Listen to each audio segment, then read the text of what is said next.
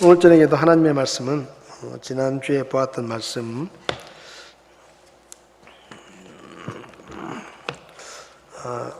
로마서 1장 28절부터 32절까지 말씀을 우리 자리에서 일어나셔서 함께 이 말씀을 같이 읽도록 하겠습니다. 1장 28절부터 32절까지 말씀입니다. 같이 읽겠습니다. 또한 그들이 자기 지식 속에 하나님 두기를 싫어하며 하나님께서도 그들을 버림받은 생각에 내주사 합당하지 못한 그 일들을 행하게 하셨으니 그들은 곧 모든 불의와 음행과 사악함과 탐욕과 악의로 가득하며 시기와 살인과 논쟁과 속임수와 적개심으로 가득하고 수군수군하는 자요 뒤에서 헐뜯는 자요 하나님을 미워하는 자요 업신여기는 자요 교만한 자요 자랑하는 자요 악한 일들을 꾸미는 자요 부모에게 불순종하는 자요 지각이 없는 자요 언약을 어기는 자요 본성의 애정이 없는 자요 화해하기 어려운 자요 긍휼이 없는 자라. 그들이 이런 일들을 행하는 자들은 죽어야 마땅하다는 하나님의 심판을 알고도 같은 일들을 행할 뿐 아니라 그런 일들을 행하는 자들을 기뻐하느니라. 아멘. 잠시 기도하겠습니다. 하나님 아버지, 하나님의 말씀을 통해 저희들을 깨우쳐 주시고 우리가 주님 앞에서 하지 말아야 할 것들이 무엇인지를 밝히 깨닫고 주의 성령을 의지해서 그런 불의한 일들과 죄악들을 버릴 수 있도록 저희들을 도와주시옵소서. 오늘도 말씀을 통해 우리가 하나님을 생각지 않고 하나님을 의식하지 않을 때 우리의 삶 속에서 어떤 죄악들이 일어나는지를 다시 한번 생각하게 하시고 늘 주님과 동행하며 주님의 말씀과 기도로 우리의 삶을 거룩하게 살아갈 수 있도록 저희들을 도와주시옵소서. 이 시간 부족한 종을 주님께서 써주시기 원하며 예수님의 이름으로 기도했습니다. 아멘. 자리에 앉으시겠습니다.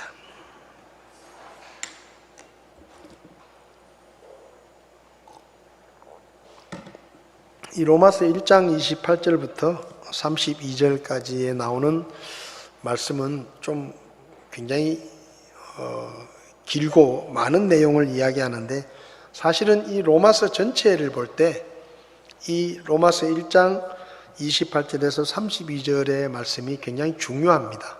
왜냐하면 이 로마서는 하나님 앞에 사람의 모습은 불의하고 죄악 가운데 있었다. 근데 하나님께서 우리에게 복음을 허락해 주시고 그 복음을 통해서 우리가 구원을 받게 됐다. 그리고 구원받은 후에 우리의 삶이 어떻게, 우리의 신분이 어떻게 변화되었다라는 것을 말씀하고 있기 때문에 여기 말씀처럼 사람의 지식 속에 하나님이 없을 때 이것은 꼭 믿지 않는 사람들 뿐만 아니라 믿는 사람들도 우리 마음속에 하나님에 대한 의식이 없을 때 세상 사람들처럼 비슷하게 살아갈 때 하나님을 잊어버리고 살아갈 때 우리의 삶에 어떤 일들이 일어나는가 하는 것을 보여주는 것입니다. 그래서 23가지의 죄의 모습들이 나오는데 지난 시간까지 우리가 자랑하는 자까지 제가 살펴보면서 16가지를 살펴보았습니다. 그러니까 이 16가지의 죄악은 사실은 우리 안에 항상 존재하는 것입니다. 이게 우리하고 뭐 별개에 있는 게 아니라 또 구원받았으니까 나는 이런 죄들로부터 예외다라고 생각할 것이 아니라 이런 모습들이 우리 속에 항상 도사리고 있는데 그 도사리고 있는 것들을 우리 안에 계신 성령님께서 컨트롤을 하시는 거죠. 통제를 하시는 겁니다. 그러니까 이 구원받은 사람들이 좀 착각하는 것 중에 하나가 뭔가 하면 이 교회 안에서 이제 우리가 상처를 받는 일들이 가끔 생깁니다. 예수 믿는 사람이 어떻게 저런 말을 하나? 예수 믿는 사람이 어떻게 저런 행동을 하나? 저건 절대로 예수 믿는 사람, 구원받은 사람은 저렇게 하면 안 되는데 하고 우리가 이제 그런 상처를 받을 때가 있거든요. 근데 사실은 우리가 오해하지 말아야 되는 게 예수 믿고 구원받았다고 해서 착한 사람이 되는 게 아닙니다. 우리 사람의 본성이 변하는 게 아니에요. 우리 안에는 여전히 죄의 속성이 그대로 있습니다. 단지 하나님께서 예수님을 보시고 우리를 죄가 없다라고 의롭다고 여겨주시는 것 뿐이지, 우리가 구원받았다고 해서 우리 마음속에 있는 죄가 없어지고 우리가 그냥 정말 성인 군자가 돼가지고 완전히 변화된 그런 사람으로 달라지는 게 아니고, 우리 안에 여전히 옛사람의 본성이 그대로 있고 죄의 속성이 그대로 있는데, 그건 뭐가 달라지느냐? 우리가 성령을 의지하기 때문에 그 성령께서 우리의 죄의 속성이 밖으로 드러나지 않도록 통제를 하시는 거죠. 억누르시는 것입니다. 그래서 우리가 예수 믿고 나서 구원받고 나면 사람이 변했다 이런 얘기를 듣는 것이지, 실제로 우리가 죄가 하나도 없는, 죄의 본성이 없어진 완벽한 새로운 사람으로 변화된 건 아니라는 것이죠. 그래서 언제든지 이런 것들이 우리 속에서도 나올 수 있습니다. 자랑하는 자요까지 30절 중반까지 했는데, 그 다음에는 하나님이 없다라고 믿는 사람들은 악한 일을 꾸밉니다. 악한 일을 꾸민다는 말은 의도적으로 악한 일을 계획하고 시도하는 거예요. 새로운 종류의 범죄, 새로운 종류의 악을 생각하고 연구하고 계획하고 실행하는 것입니다. 쉽게 말하면 이런 거예요. 어떤 죄를 짓다가 들켰다. 그러면은 내가 이런 죄를 짓고 들켜서 창피를 당하고 벌을 받았으니까 다음부터는 이런 일을 안 해야 되겠다, 그렇게 생각해야 되는데, 반대로 생각합니다. 다음부터는 안 들켜야 되겠다. 어떻게 하면 안 들킬 수 있을까? 이걸 연구하는 거예요. 그러니까 나쁜 짓을 해가지고 창피를 당하고 수치를 당하고 벌을 받고 벌금을 내고 그러면은 다음부터는 안 해야지 하고 생각해야 되는데, 하나님이 없는 사람들은 안 해야지라고 생각하는 게 아니고 다음부터는 안 들켜야지 그렇게 생각하는 거예요. 여러분, 악한 사람들끼리는 나름대로의 경쟁심이 있습니다. 경쟁심. 저 사람이 뭔가 새로운 죄를 지어가지고 새로운 구상을 해가지고 안 들켰다. 그러면 나도 저 사람처럼 뭔가 새로운 방법을 연구해가지고 안 들키는 것이 그 사람의 목적이 되는 것입니다. 그래서 악한 사람은 늘 새로운 악을 만들어냅니다. 들키지 않는 신종 범죄, 보이스피싱 같은 거 보면은요, 참 신종이 얼마나 많이 생기는지 몰라요. 코로나도 신종이 생기지만 보이스피싱 이런 것도 신종이 생기는 겁니다. 얼마나 기가 막히는지 몰라요.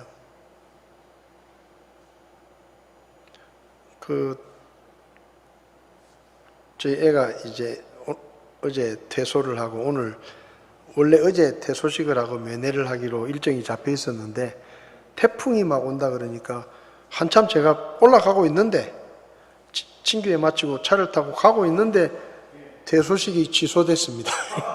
문자가 온 거예요.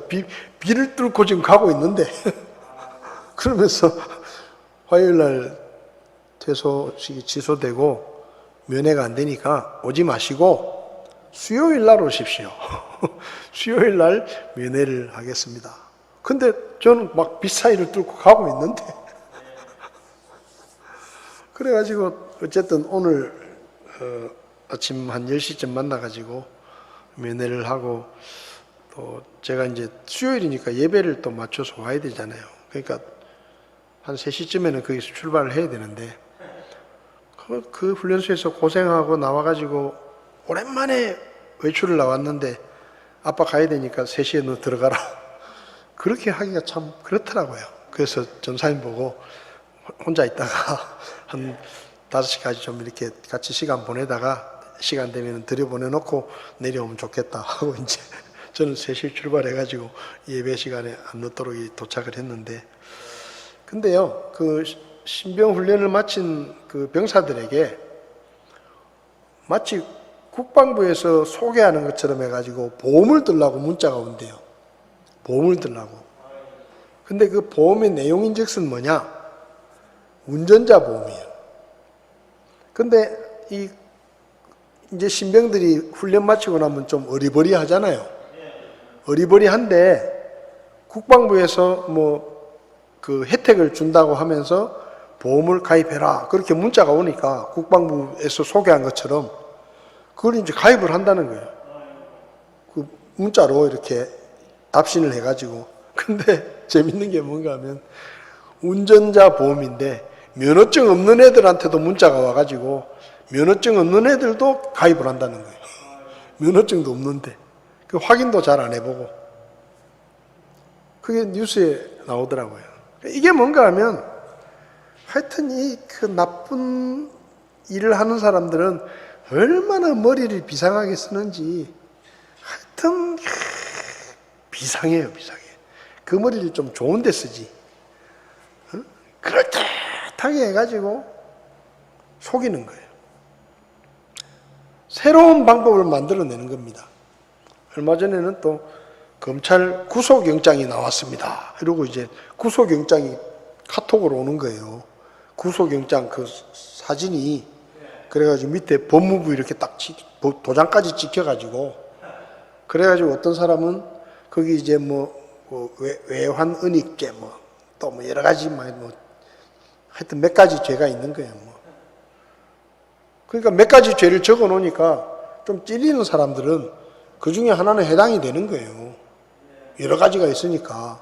그러니까 내가 이게 걸렸나 이래가지고 어떤 분은 41억을 사기를 당했대. 41억을. 돈도 많아.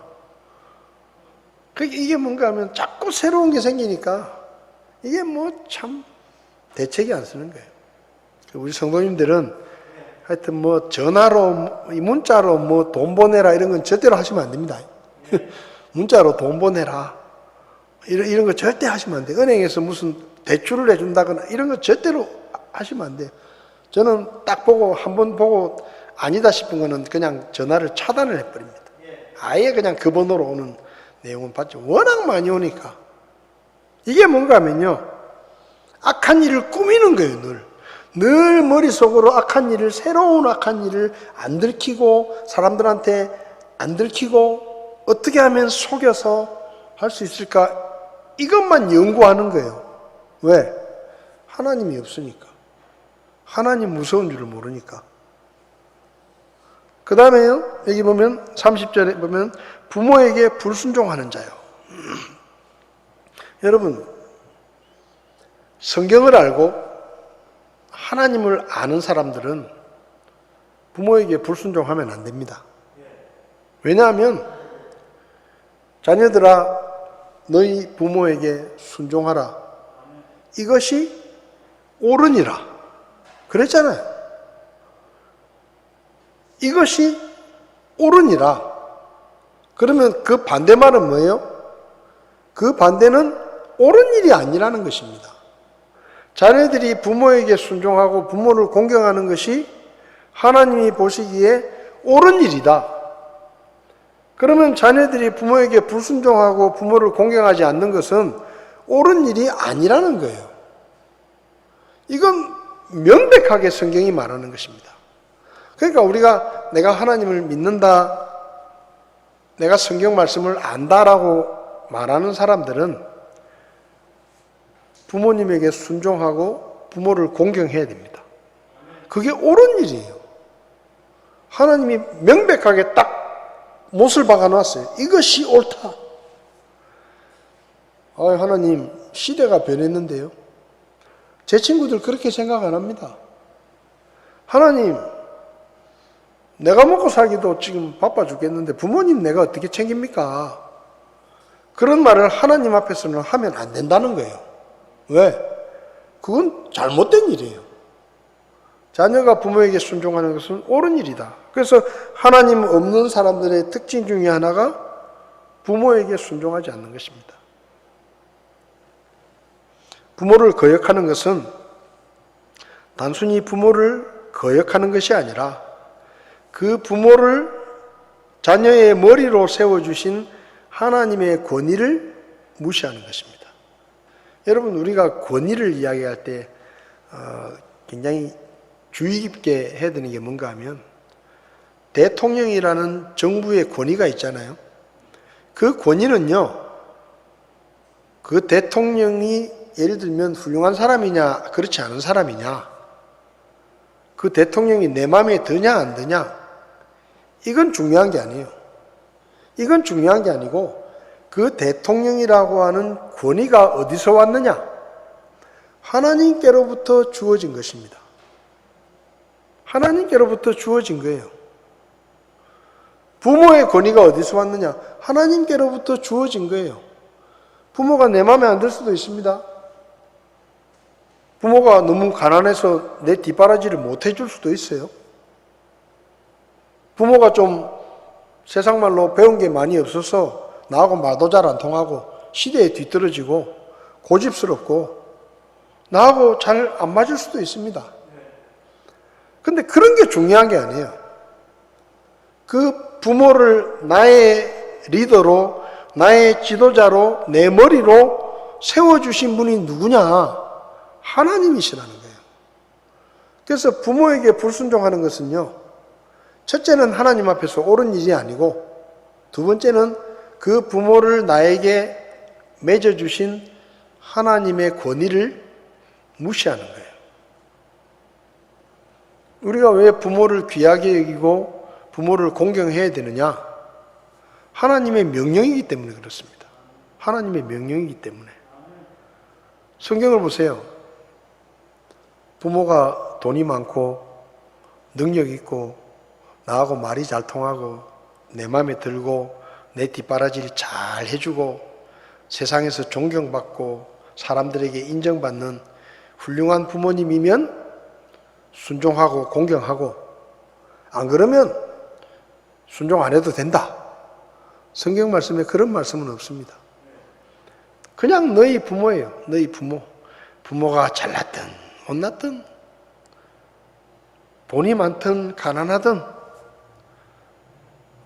늙었든 젊었든 부모에게는 순종하는 것이 자녀들이 마땅히 해야 될 옳은 일이다 라고 성경은 가르칩니다. 그래서 하나님을 믿는다고 하면서 부모님에게 불순종하는 것은 사실은 안 맞는 거예요. 모순입니다. 모순. 하나님이 주신 부모를 귀하게 여기고 부모를 순종해야 되는데, 하나님이 없다라고 믿는 사람들은 부모에게 순종하지 않습니다.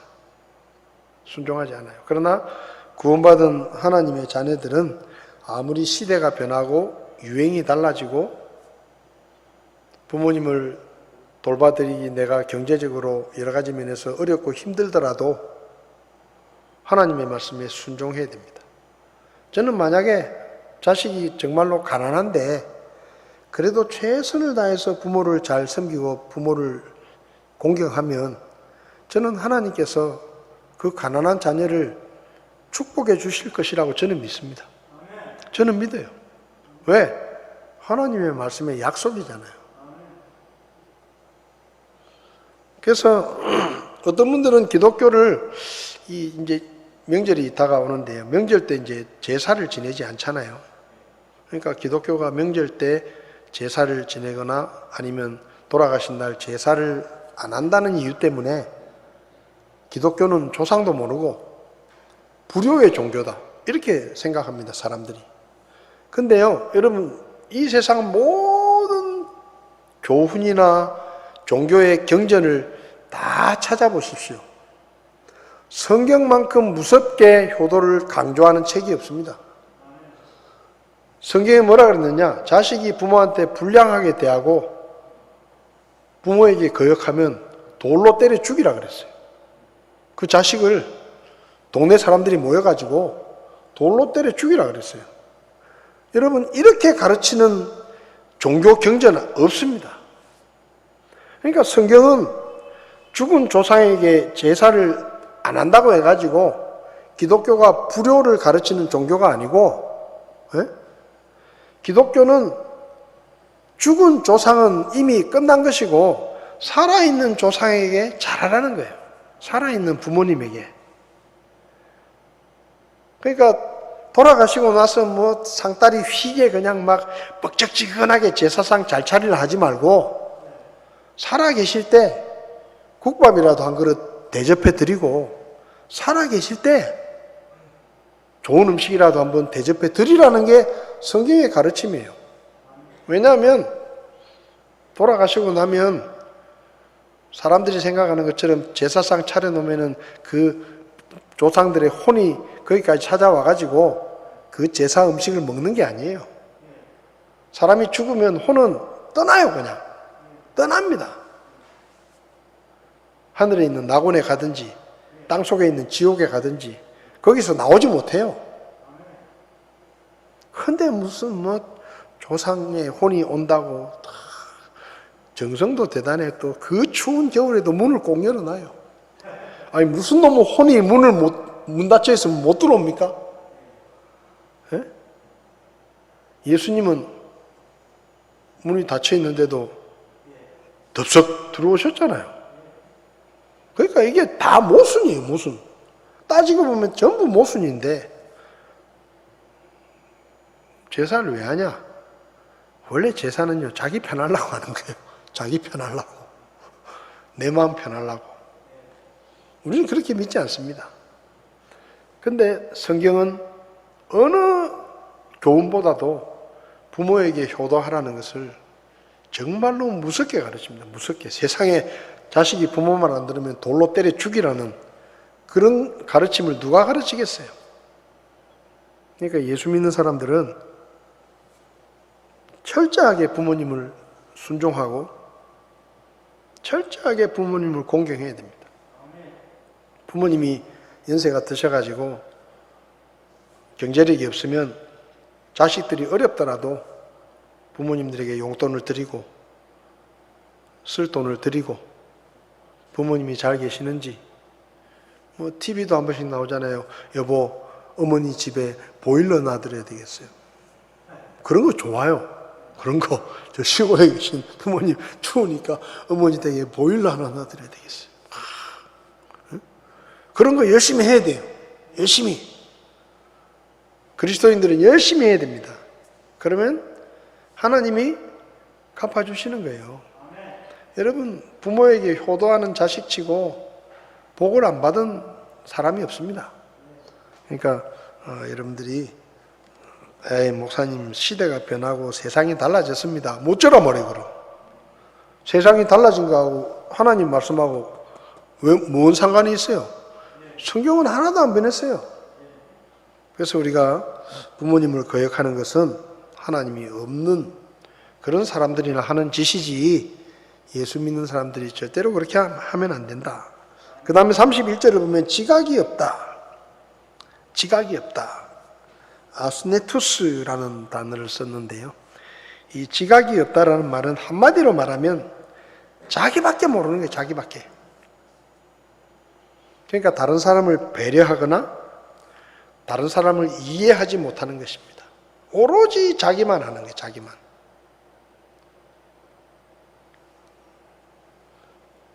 자기가 받은 사랑을 잊어버리고 누군가에게 섬김을 받았을 때도 그걸 잊어버리고 그저 나는 당연히 섬김을 받아야 될 사람이고 나는 당연히 사람들에게 존중을 받아야 되는 사람이고 다른 사람들이 나에게 잘하는 것은 당연하고 여러분 그런 거 아니에요. 누군가 나에게 작은 친절을 베풀면 그건 절대로 당연한 게 아니고 고마운 것입니다. 고마운 거예요. 그게 고마운 걸 알아야 내가 다른 사람을 배려하는 거예요. 다른 사람을. 이사야 1장 3절을 보면 하나님께서 이스라엘 백성들에 대해서 이렇게 말씀하십니다. 재밌어요. 소도 자기 주인을 안다. 소도 자기 주인을 안다. 나귀도 자기 주인의 구유를 안다. 그런데 이스라엘 백성들은 모른다. 그러니까 소도 자기 주인을 아는데 이스라엘 백성들은 자기 주인을 모른다. 나귀도 자기 주인의 구유를 아는데 이스라엘 백성들은 모른다는 거예요. 여러분, 은혜는 하나님이 베풀어 주셨는데 이스라엘 백성들이 감사는 누구한테 하느냐? 우상에게 하는 거예요. 이해를 못하는 겁니다. 이해를. 하나님이 자기들에게 베풀어 주신 사랑과 은혜와 그런 불쌍히 여김 같은 것들을 이해를 못하는 거예요. 그러니까 은혜는 하나님께로 받고 감사는 우상에게 하고 엉뚱한 데 가가지고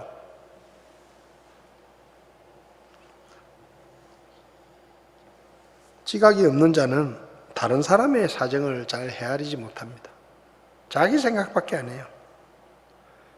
그리고 지각이 없는 자는 자기 처지도 사실은 정확하게 보지 못해요. 이 지각이 없는 것도 결국은 뭔가 하면 교만이라는 뿌리에서 나온 모습인 것이죠. 그 다음에 언약을 어기는 자다. 아순세투스라는 단어를 썼는데 언약을 어긴다는 말은 첫 번째는 못 지킬 걸 알면서도 거짓말로 약속하는 거예요. 자동적으로 언약을 어기는 게 되잖아요. 근데 내가 못 지킬 걸 알면서도 거짓말로 약속을 하는 겁니다. 이게 언약을 어기는 거예요. 그 다음에 약속을 하기는 했는데 그 약속한 것을 가볍게 여겨서 너무 소홀히 여겨서 약속을 지키지 못하는 거예요. 그 첫 번째는 뭐죠? 의도적인 것이죠. 첫 번째는 고의로 언약을 지키지 않는 거예요. 내가 못할 걸 뻔히 알면서 해주겠다고 한다든지, 이건 내가 못하는 걸 뻔히 알면서 해준다는 것은 고의적으로 상대방을 속이는 것입니다. 그리고 어떤 사람은 약속은 했지만 그걸 너무 다른 사람하고 약속한 것을 굉장히 가볍게 여기거나 너무 소홀히 여겨가지고 잊어버리고 못 지킬 수도 있고, 아니면은 아주 대수롭지 않게 여기면서 그냥 지나갈 수 있는 거예요. 이건 뭐 고의적인 건 아니에요. 의도적으로 내가 안 지켜야지 그건 아니지만 그냥 성의가 없어가지고 그걸 못 지킬 수 있는 것입니다.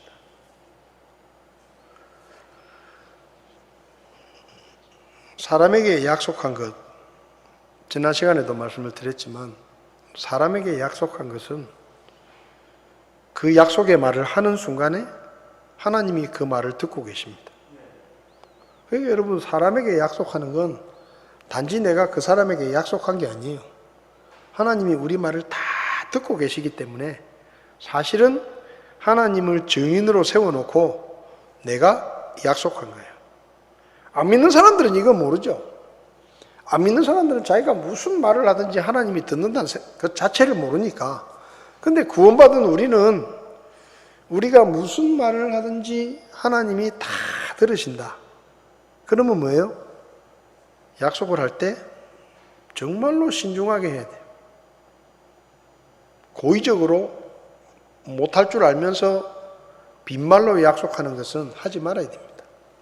하지 말아야 돼요. 차라리 못하겠다라고 말하는 게 제일 정직한 거예요.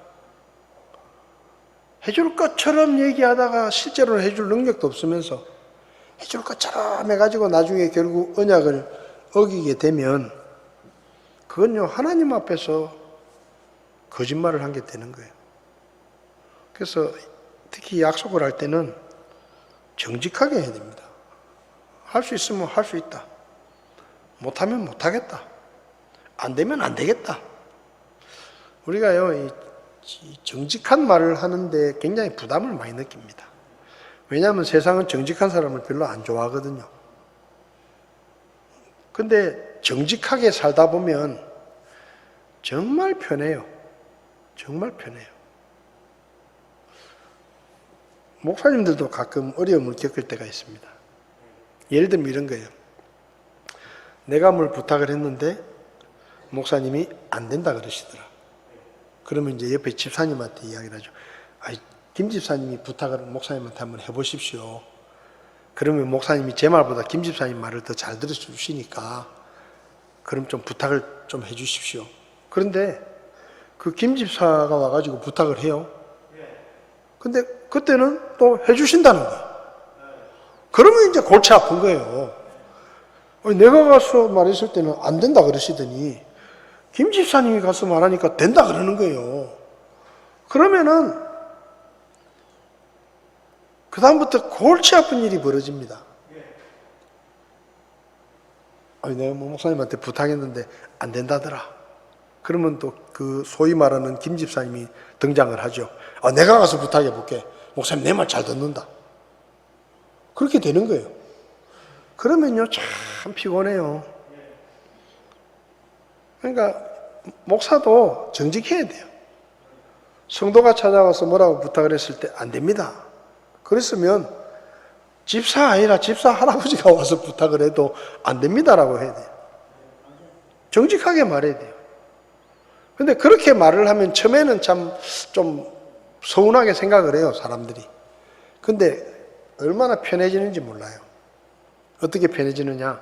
어떤 자매가 묻습니다. 자기들끼리 교제하다가 내가 이런 부탁을 목사님한테 좀 하려고 그러는데 이런 부탁을 해도 되겠냐? 그러면 그 자매가 딱 듣고 있다가 그거 절대 안 돼. 우리 목사님 그런 부탁 절대 안 들어줘. 그러면요 목사한테 안 오고 끝나는 거예요. 안 오고. 목사한테 부탁해가지고 거절당하면 속상하잖아요. 근데 목사가 자꾸 정직한 이야기를 하다 보면 성도들이 알아요. 그거는 우리 목사님한테 가도 안 돼. 그 자매 아니라 집사님이 가서 부탁해도 안 되는 건 안 되는 거야. 그 소용없어. 그러면요 목사가 참 편해요. 안 오거든요. 아예 거기서 다 걸러지는 거예요. 그러니까 이 목사뿐만 아니라 우리도 정직하게 이야기를 하다 보면요 그렇게 참 편안해집니다. 그리고 말이 말로 끝나야 돼요. 무슨 말인가 하면 안 된다라고 그랬으면은 그 말은 안 된다는 뜻이에요. 근데 그 말이 안 된다라는 뜻이 아니라 어떻게 하면은 될 수도 있다라는 두 가지 의미를 갖게 되면 참 힘듭니다. 그렇잖아요. 안 된다는 말은 똑같은 뜻인데 이 사람 들을 때 저 사람 들을 때 다르게 들으면 그것도 굉장히 어려운 거예요. 그래서 뭔가 하면 우리가 약속을 할 때도 정확하게 해야 됩니다. 안 되면 안 된다. 할 수 있으면 할 수 있다. 미안하더라도 안 되는 건 안 되는 거고 못하는 건 못하는 거예요. 그래서 우리는 우리 말이 신뢰할 만해야 됩니다. 왜냐하면 우리 말에 뭐가 있습니까? 복음이 있잖아요. 복음이. 우리가 실없는 사람이 되고 우리가 말에 신뢰를 얻지 못하는 사람이 되면 우리가 전하는 복음은요 아무것도 아닙니다. 아무것도 아니에요. 저 사람 입만 벌리면 거짓말인데 저 예수 믿고 구원받으면 천국 간다는 것도 그것도 사람이 어떻게 믿어? 맨날 거짓말만 하는데. 그러면 우리가 전하는 예수님의 복음이 거짓말이 되는 거예요. 그 누구 책임이에요? 내 책임입니다. 그래서 우리가 약속한 것은 그것이 작은 일이든 큰 일이든 내가 한번 약속을 했으면 지켜야 됩니다. 시편 15편 4절을 보면 서원한 것은 해로울지라도 지켜라. 서원은 뭔가 하면 하나님 앞에 약속한 거예요. 하나님 앞에 약속한 것. 해로울지라도 지켜라. 한나가 열심히 기도했습니다. 아들을 주시면 하나님께 바치겠습니다. 아들을 주셨습니다. 여러분 생각해 보세요. 자식이 하나도 없다가 그렇게 애걸복걸해가지고 기도해가지고 아들을 얻었는데 아들을 주시면 내가 하나님 앞에 바치겠다고 서원을 했잖아요. 근데 그 아들을 젖될 무렵에 성전에 들여보내야 되는 거예요. 얼마나 가슴 아프겠습니까? 아, 하나님, 제가 그때는 제정신이 아니어가지고 너무 애가 갖고 싶어서 그런 말을 했는데 애를 키우다 보니까 이거 하나님 도저히 안 되겠습니다. 이 아이 하나님 앞에 못 바칩니다. 그럴 수도 있는 거예요. 근데 젖을 떼고 나서 하나님께 성전에 갖다 데려다 주는 거예요. 이 아이는 내가 하나님 앞에 바치기로 하고 얻은 아들이다. 바치는 겁니다. 이게 서원이에요. 서원. 서원한 것은 지켜라. 어떤 분이 예배당을 건축하는데 건축 헌금을 약속을 했는데 사업이 잘 되다가 망했어요. 그래가지고 건축 헌금을 상당한 금액을 약속을 했는데 그 약속을 지키지 못하게 됐습니다. 10년 후에 건축헌금 봉투가 하나 들어왔어요. 10년 전에 제가 하나님 앞에 예배당 건축을 위해서 이만큼 헌금하기로 약속을 했는데 내가 사정이 생겨서 참 갑자기 사업이 어려워져서 약속을 못 지켰습니다. 10년 동안 내가 하나님 앞에 이 약속을 지키게 해달라고 내가 기도했습니다. 그래서 하나님이 저에게 경제적인 축복을 주셔서 10년 전에 서약한 헌금을 하나님 앞에 드릴 수 있게 돼서 너무 감사하다. 그리고 바치는 거예요. 여러분, 하나님 앞에 함부로 약속하면 안 됩니다. 함부로 약속하면 안 돼요. 그리고 한번 약속했으면 지켜야 되는 거예요. 하나님 없는 사람들은 약속을 해도 지킬 필요도 없어요. 지키지 않아도 양심의 가책도 없어요. 근데 우리는 하나님을 믿는 사람들입니다. 하나님이 우리 말을 들으시는 거예요. 그 다음에 본성의 애정이 없는 자다. 요즘 참 저는 요즘 세상을 보면 참 정말 무서워요. 옛날에는 좀 그런 일이 많이 없었는데 요즘은 참 부모가 자기 자식을 죽이기도 하고, 옛날에는요 그냥 자기가 키울 능력이 안 되면 입양을 시키거나 보육원 같은 데 데려다가 맡겼어요. 그래도 그나마 그건 나은 거예요. 근데 요새는 먹고 살기 힘들면 같이 죽자. 그리고 온 가족이 동반 자살을 합니다. 기가 막히잖아요. 부모 자식인데 부모 자식의 그 모성애, 어머니의 사랑마저도 변색돼 버린 거예요. 지금은 젊은 청춘 남녀가 결혼을 해가지고 애를 낳습니다. 근데요, 애가 굶어 죽었어요. 이유가 뭐냐? 그 부모가 컴퓨터 게임에 미쳐가지고 컴퓨터 게임 하느라고 애한테 먹을 걸 안 주는 거예요. 애가 뒤에서 울어도 컴퓨터 게임에 미쳐가지고 그냥 부부가 똑같이, 그 애가 굶어 죽은 거예요. 굶어 죽은 거예요. 이건 세상이 정말로 제정신이 아닌 것입니다. 본능적인 사랑, 여기 그랬잖아요. 본성의 애정이 뭡니까? 부모가 자식을 사랑하는 이런 사랑도 지금은 뭐예요? 헌신짝 버리듯이 버리는 거예요. 버리는 것입니다. 이런 시대가 된 거예요. 그럼 이런 시대가 왜 됐느냐? 하나님이 없다고 생각하니까 이런 행동도 무책임하게 하는 것입니다.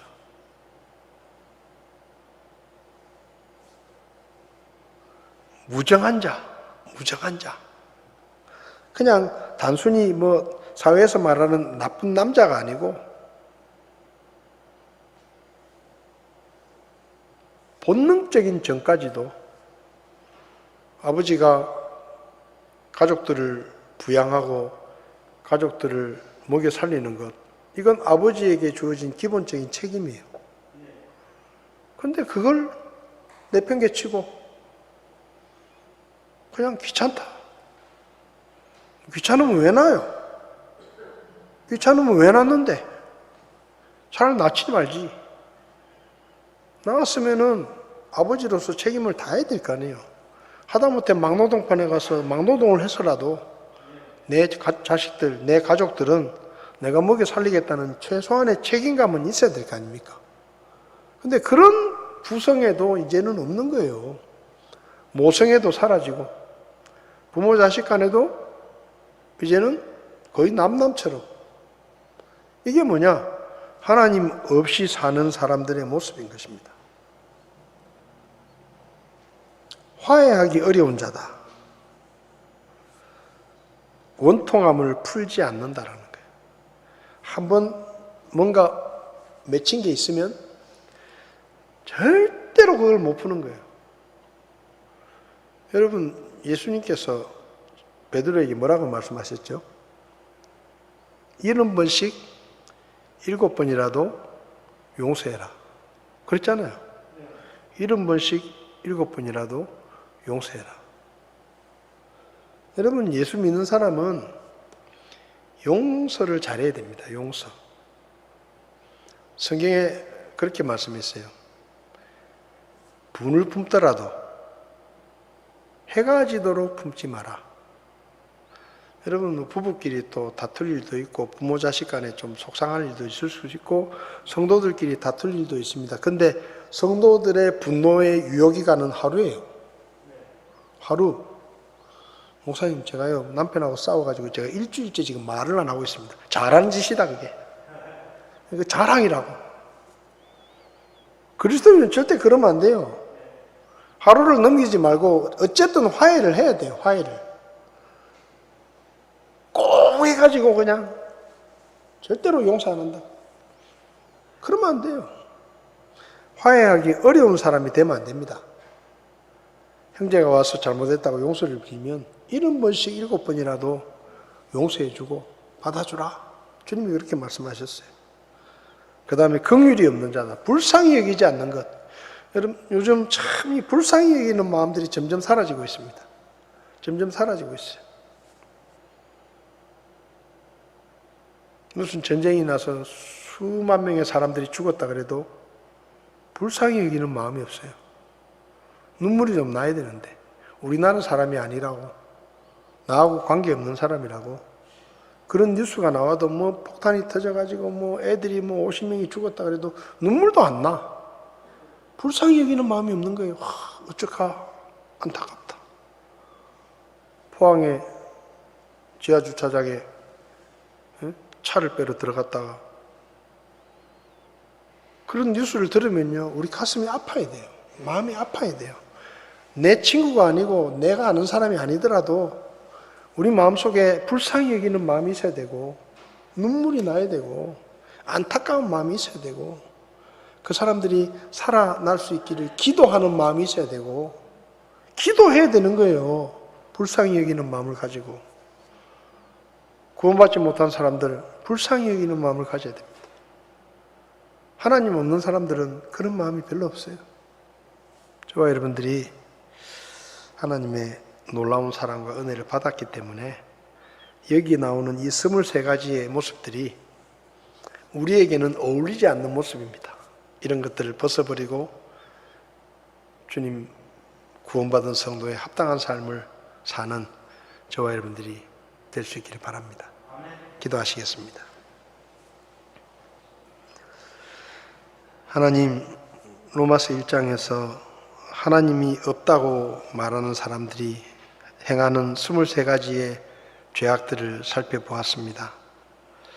하나님, 우리도 얼마든지 언제든지 이런 일들을 할 수 있다는 것을 기억하게 하시고 항상 하나님의 말씀에 우리 자신을 비춰보며 주의 말씀으로 우리를 깨끗하게 하게 하시고 기도하며 하나님의 도우심을 얻게 하시고 우리 안에 계신 성령의 인도하심을 따라 말씀에 순종하는 삶으로 이렇게 더럽고 추한 세상의 죄악들을 벗어버릴 수 있도록 도와주시기를 원합니다.